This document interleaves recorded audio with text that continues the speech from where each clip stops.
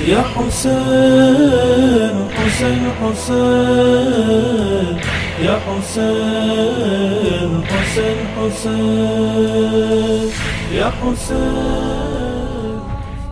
Karbala tells me as a Christian priest, be very careful that faith does not go down the road of competition to control people's lives, but rather to give an example of sacrifice, an example of emptying ourselves for the sake of others. Al-Imam Hussein did not sacrifice his life in order to control the people. No, he sacrificed his life as well as Jesus Christ sacrificed his life, that we may have life, that our lives become better quality. So it's a matter of quality of life rather than it's a matter of a political game and political ideology. I mean, one can point to a life given in sacrifice to a cause. I mean, Mahatma Gandhi is one. People have sacrificed in the sense that they spend their life to promote a certain cause. But in the case of Gandhiji, he gave his life in a similar way. He sacrificed his life, which is a lesson that we can all learn if the objective is deserving enough. There are always individuals who are prepared to give their lives for it. Al-Imam Hussein faced with courage and with enormous faith the corruption of religion. And I do believe that the corruption of the best is the worst. And the corruption of religion can be demonic. And Yazid gave the example of the ultimate corruption of religion, where Al-Imam Hussein gave an ultimate example of the purity of faith. So when I look at Jesus Christ in his life, in his short life, like Al-Imam Hussein's short life, he collided and he clashed with the religious leaders in his time. And the clash was severe. I tell you something, nobody would crucify a man just for being nice.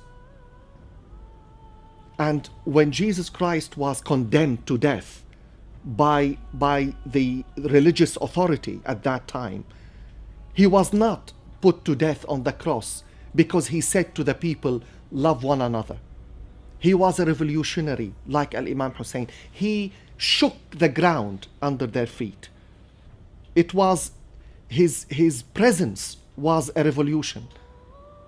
And because of that, his blood, an innocent blood, led to the life of the church. And the innocent blood of Al-Imam Hussein led to the survival and the strength of Islam at that time and even today. So when we look at that, we should understand each other. You know, one of the biggest problems in our today's coexistence between Christians and Muslims is ignorance. We do not know enough about each other. But when we look at both Jesus Christ and Al-Imam Hussein, we see this connection of sacrificing their lives in order not to compromise what they believed in, not to put in question, but rather in practice what they were passionate about is the relationship with God. The very fact that that his message is still with us is testament to its strength and his perseverance and his sacrifice. Characters from the battle have become symbolic.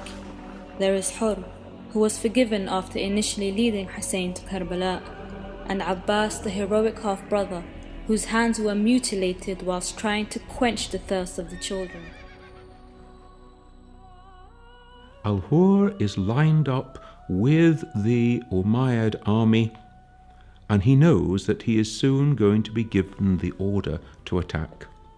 And he breaks ranks. And he rides down to Imam Hussein, he throws himself from his horse, and he asks for his forgiveness. I am the one. I have brought you to this place. I have corralled you in the field of your own death. Hussein raises him up, forgives him, and restores him to human dignity. Imagine the spiritual strength of one who will raise up the person who has brought him to the point of oppression.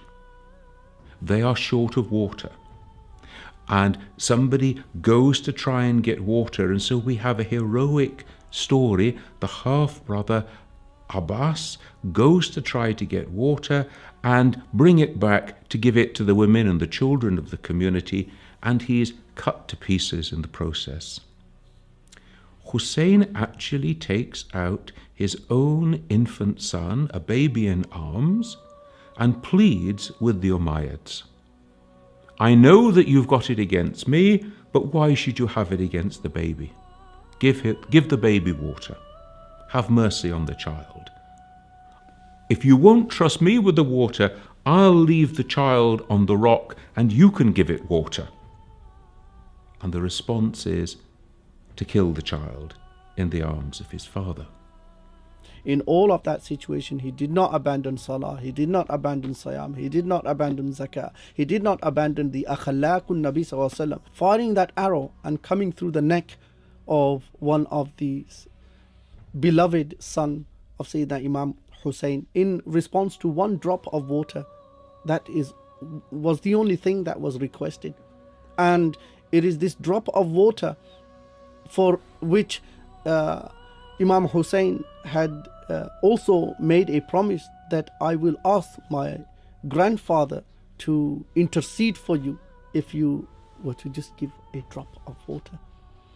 So you see, before you enter into a contract with anyone, you must look at the value that they have. Will they be able to fulfill the value of the contract or the pledge that they are making with you? Today, our biggest problem is that we have all the three qualities in our leadership that we should not have. Ayatul munafiqi thalathun. The qualities of a munafiq are three. Iza haddasa kazaba. When he speaks, he lies. Iza wa'ada akhlafa. When he promises, he goes against it.